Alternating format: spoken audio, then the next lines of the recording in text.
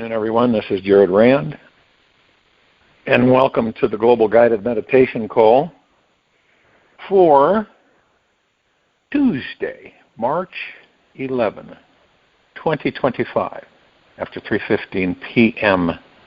Eastern. We'll be having a time for change call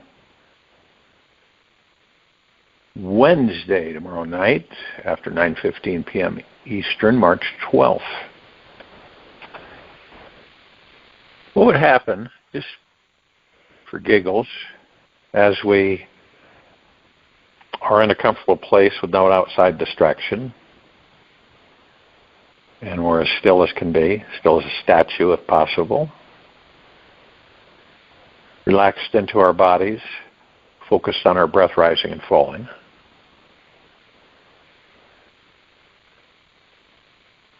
You wonder what would happen if we did not have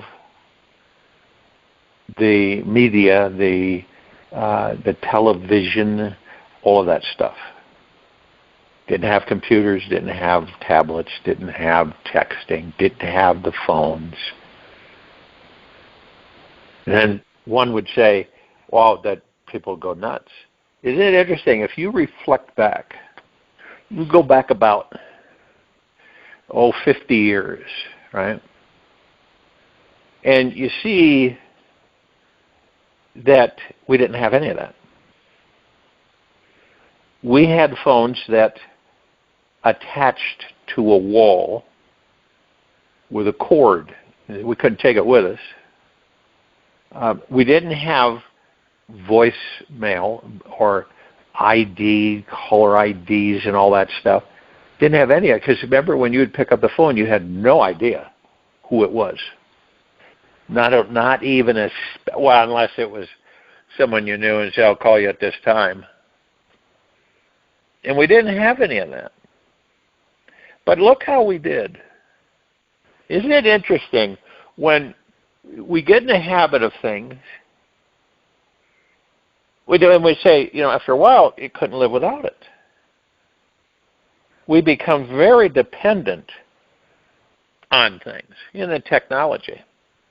At first, it's, wow, this is really great. And then it gets to be just kind of like mainstream, this is what we have.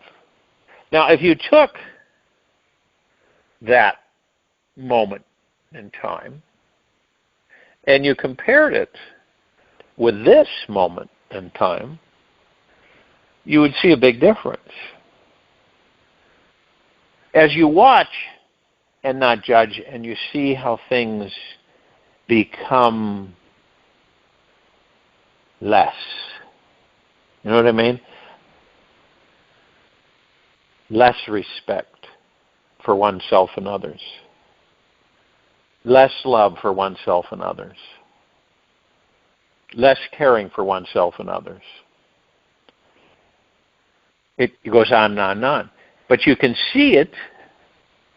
So when you look at this now moment, where we're at, with all these technologies, has it enriched our emotionality and commitment to ourselves of deep eternal love? And that might be a strange question. But has it? This is a question we should ask ourselves.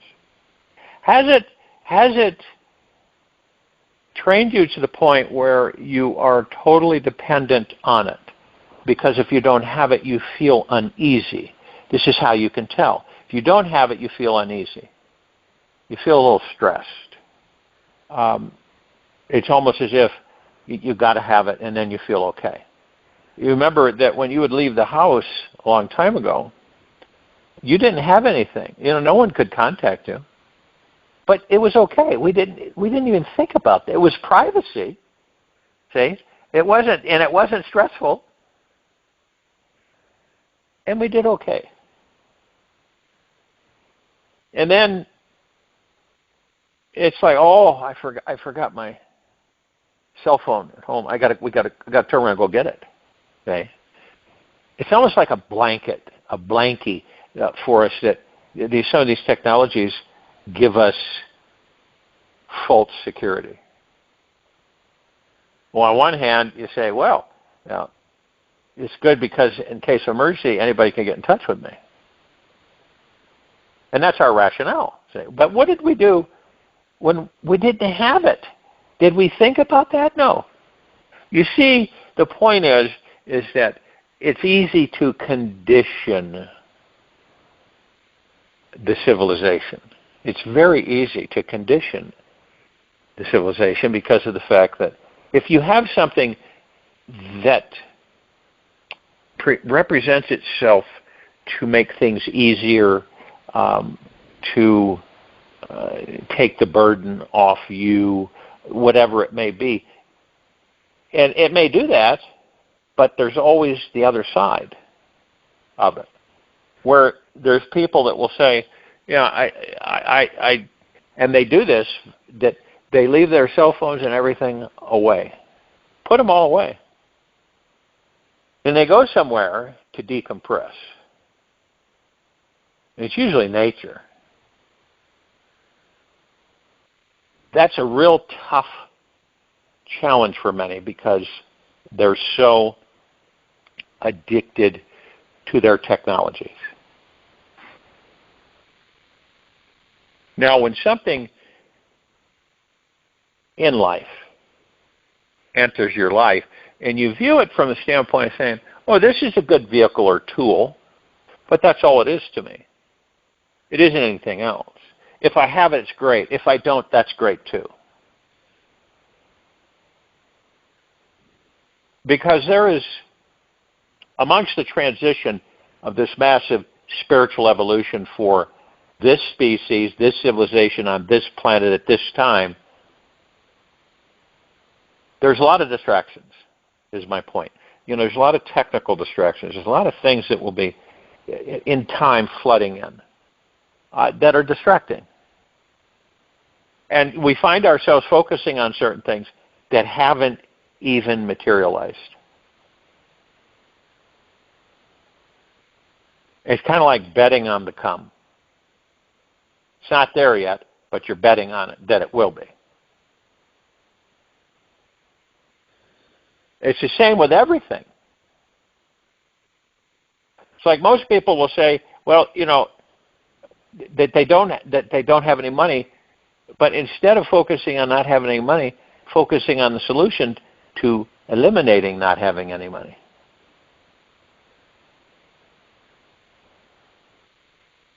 Or if your body is out of kilter, and most people will focus on the fear that they have about their bodies, that it's serious or something's wrong, and they've got to go to the doctor, and they've got to find this out, and these tests and all this stuff.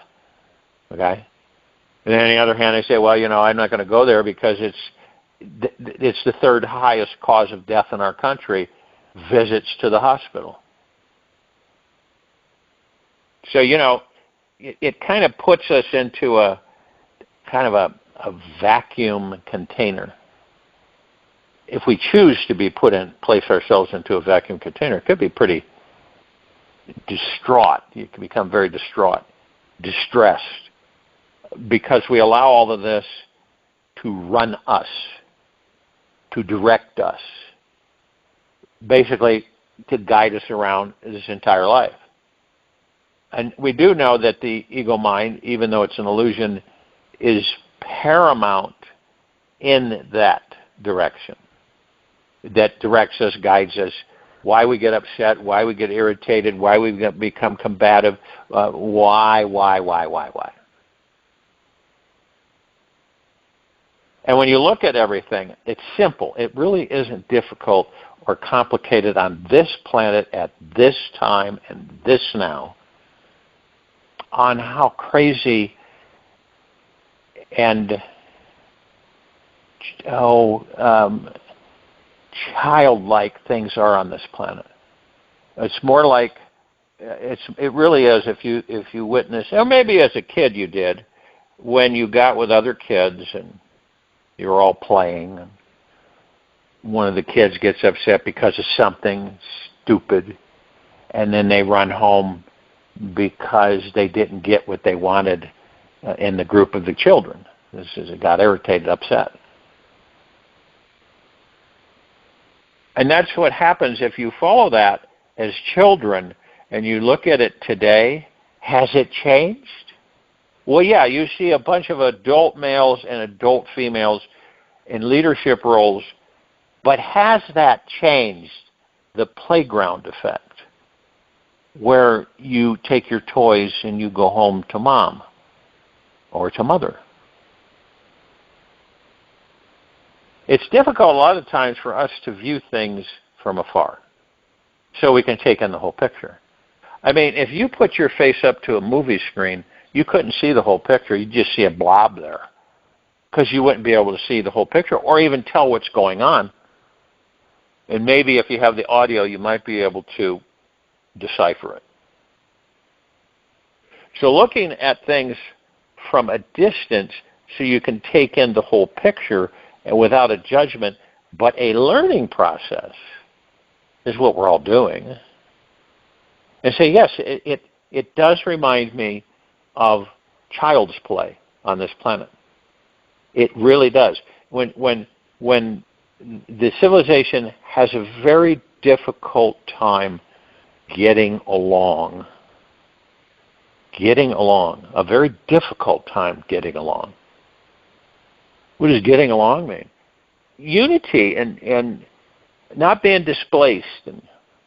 But the reason that is because so many of us hold so much within us. And I keep reminding that we are in very, very sensitive emotional bodies as the gods that we are. And you have such a diverse influence across the planet with so many different perspectives and so many different beliefs that it becomes a real mess. It's so intertwined. It's so clogged up. For some it becomes overwhelming. That we don't let go. We don't surrender. Most of us have a very difficult time having a deep, eternal love for ourselves because of all of the crap that is stuck to us throughout this life and other lifetimes. That we just drag it along through life. If someone's angry with themselves, they will usually take that and project it onto others. It's always the way it is. If someone's angry at themselves, they will project it onto others. In an argument, get an argument, interaction, or whatever. And we experience so much antagonism. And it's important for us to embrace this and comprehend it in order for us to move on. To not get stuck in a quagmire of all of this old goop. And you ever try to move through something that's very restrictive? Or I don't know if you've been waist high in mud and try to walk through it. It takes a lot of effort. But as I always talk about being within, it's all about you.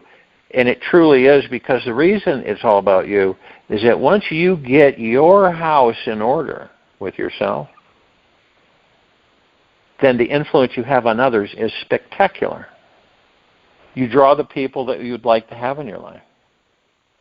You don't draw the people that you have a lot of high friction. And your existence in that body becomes much more joyful, happy, blissful. Because does it really matter? Does it matter anything outside of you? When you know that you're in a body that's temporary. That you, who you really are, never dies. Does it, when you really look at it, is all that out there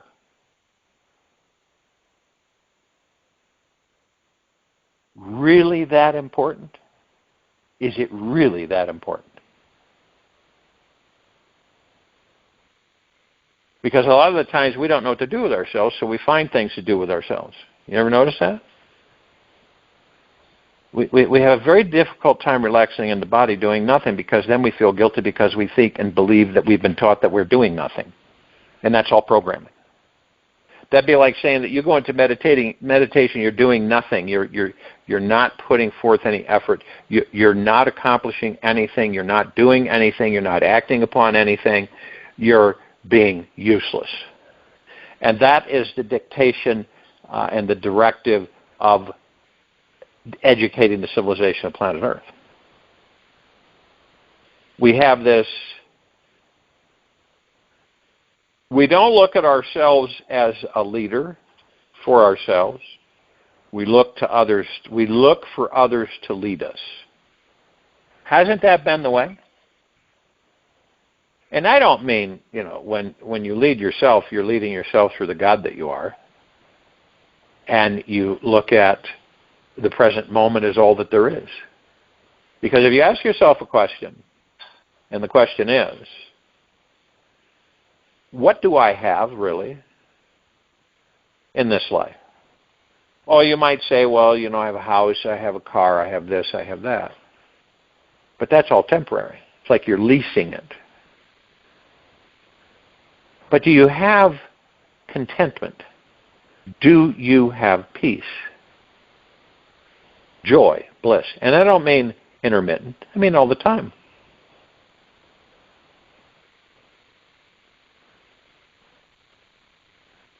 Do you love you? Are you happy with you? Have you gone within and discovered all the different facets of you? Both the good, the bad, and the ugly.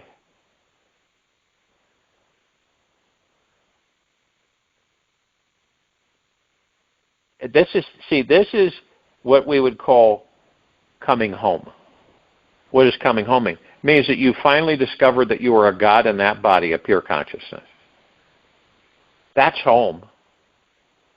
That's what it means by saying that we're going home, where we will discover the gods that we are in the body, and the God is the home. You are the home. Not a brick and mortar place. None of that stuff. You wherever you are, as I have said, you're home. And when we talk about when we come into baby bodies, it's like open, this big, huge open space waiting to be filled.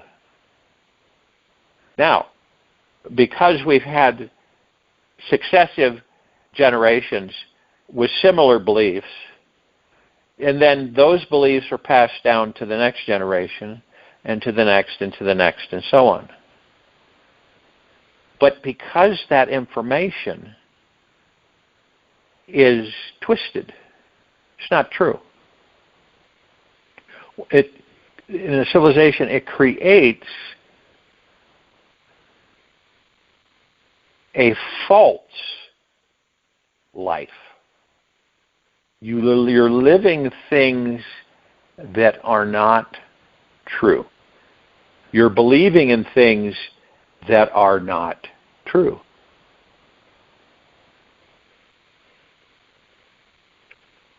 Because when it all boils down to it, once you discover who and what you are truly so, and you have a deep, eternal, loving relationship with yourself, you won't need to be led.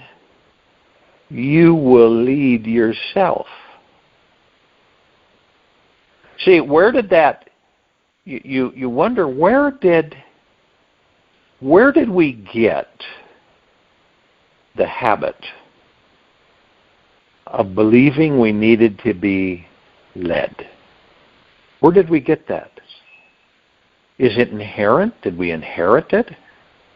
Or was it taught to us throughout the ages? It was taught to us. You have someone that leads you, you follow. Right? In the military, for instance, you're given directives, you're given orders, right? And you're given those orders, and you follow those orders that come down from your superior, period. You don't question, you don't doubt, you carry out those orders. Now, if you were to say to yourself, this isn't the, this could get us all killed. Why the heck would I follow this order? Because you've made an oath and a commitment. And it's the same like in the military, it's the same way with this species, this civilization, that you follow orders, right? Your mom and dad tell you what to do. You're directed. You have structured direction. You interact with people. You're always in a position of being led or told what to do. We don't think of this often at all. We don't spend hardly any time, if any, with it. But it is impactful because when we look at that, and we're always and if you really do, you just can take a seat and stand back and watch, and you'll notice that there are so many things that tell you what to do. And we don't identify with it because we haven't really put much attention on it. We've just accepted it. And so when you're told in different ways, okay, it could be your parents and then later on a boss or a friend, whoever. It could be in a relationship where one tells you what to do and you follow. And so the perspective of that is, why do we find it so important to be led? Well, let's see. We're gods in the body. We're pure consciousness. We're omnipotently powerful, supreme, manifesting, abundant beings that never die. All the answers that we will ever need or want or seek out are within us to any of our questions. When we get up to full speed of comprehension of who and what we are, we can manifest anything we want. We can have bodies that are immortal, that could stay in youthfulness for thousands of years. What is it that we need to be led? Well, maybe it's because we have to learn. We learn from rulership. We learn from rulership, right? Do we? I believe that, imagine a civilization that comes to the realization that the only thing, as far as a direction or structure is to do no harm to oneself or any life or anything. To do no harm. What do you think would happen on this planet if we all believed that?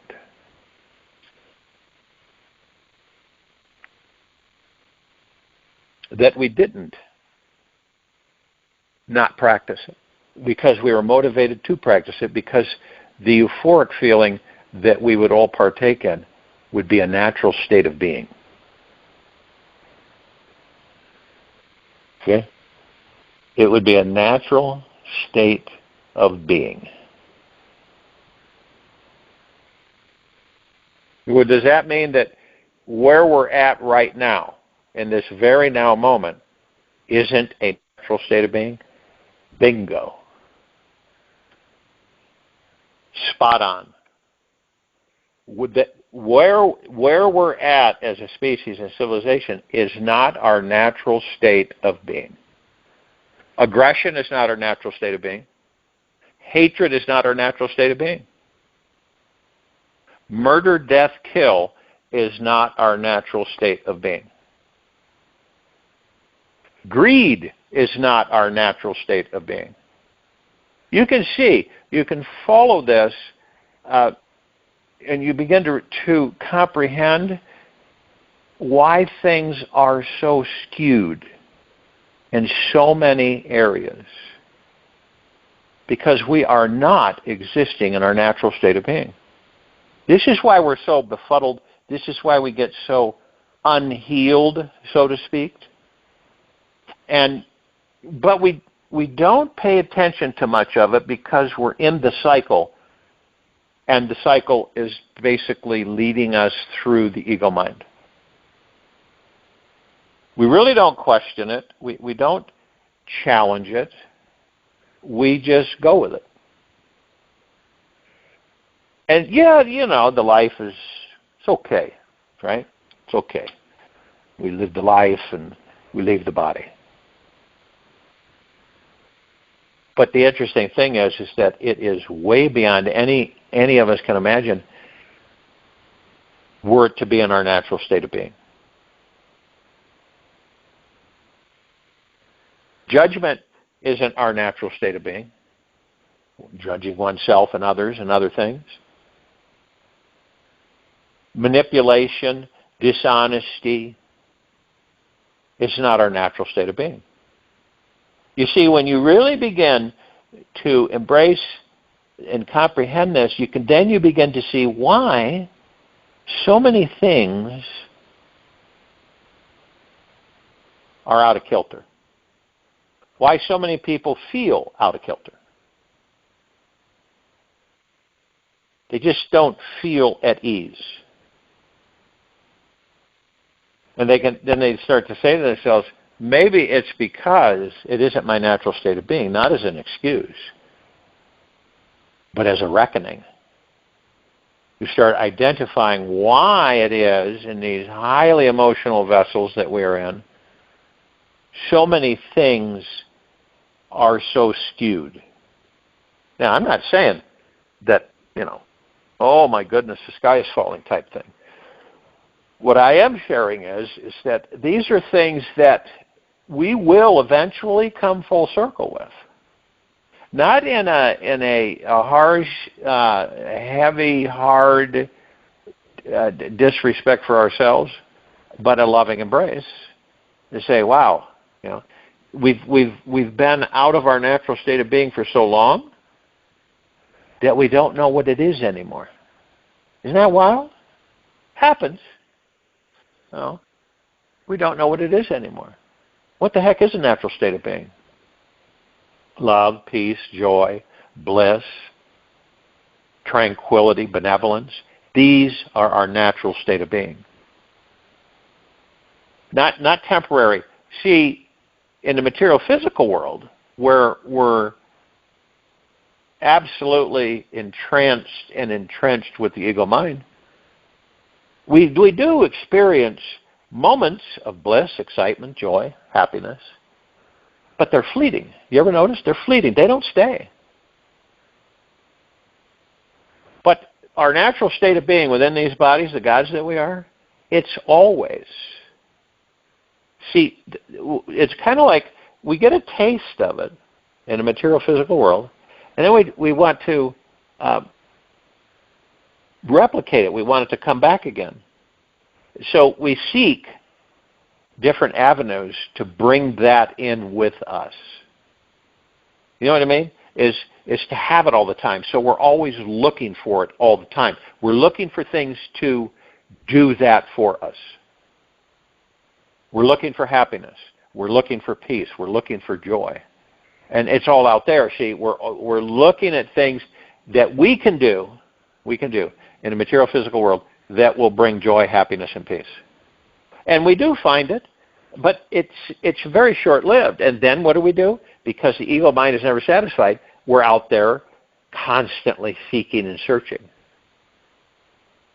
And living in yesterday and tomorrow, and as I have shared, living in yesterday and tomorrow is pure suffering. You do not know what is going to transpire. Do we? When you go to bed at night, can you directly say to yourself, I know exactly what's going to come tomorrow? You don't. And if you believe you do, then you're fooling yourself. Some of us know that the only thing that any of us will ever have is the now, present moment. We know that. We're in it. We do not know about tomorrow, and we sure as heck aren't going to know anything about yesterday because it's gone. What do you believe would transpire on this planet the civilization embraced? Only the now. Being in the now and the heart-mind. Meditating on a regular basis, daily basis, and being at peace with oneself. Now that kind of sounds, to some maybe would say, well, what the heck is that? That's nothing. That's boring.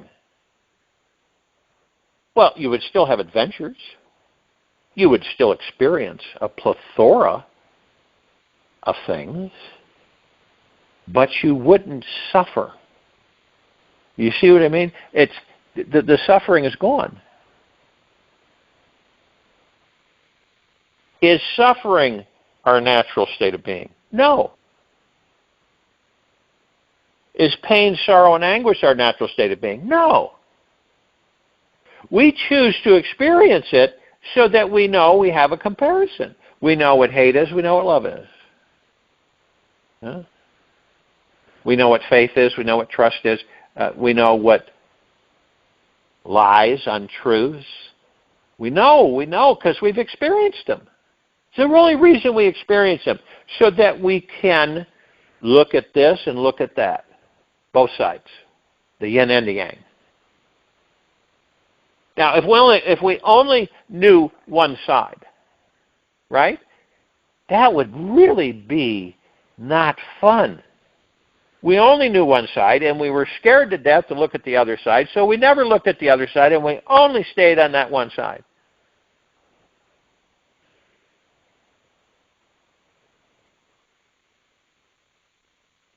And this is why I say it's all about you, because each and every one of us will decide sooner or later that our commitment is within ourselves.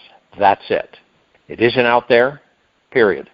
We know that when we get our shop in shape and that we start moving into a natural state of being, everything else just comes to you. And that's a fact, because you've mastered the ego mind, you've mastered your thoughts, you're in heart-mindedness, and you're no longer suffering.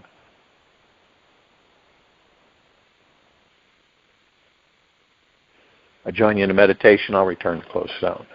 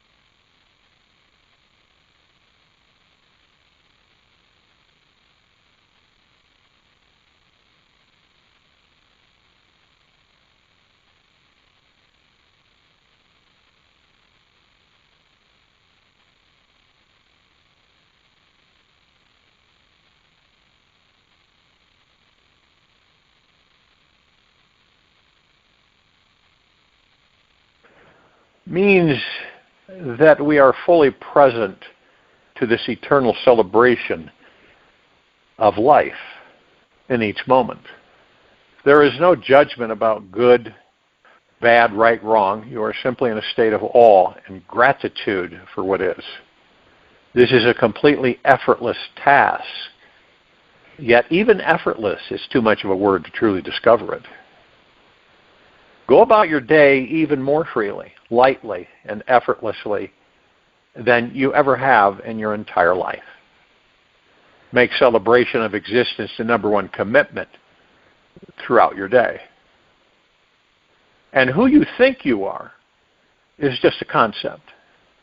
It is not even close to the amazing multidimensional beings that we all really are. Look into a mirror for 5 minutes today. Stare into the black holes in your eyes. Let yourself disappear in the emptiness. Stay for 30 seconds in one state of mind. Keep breathing, noticing who is the creative witnesser behind your eyes. Observe what conscious spiritual energy is present.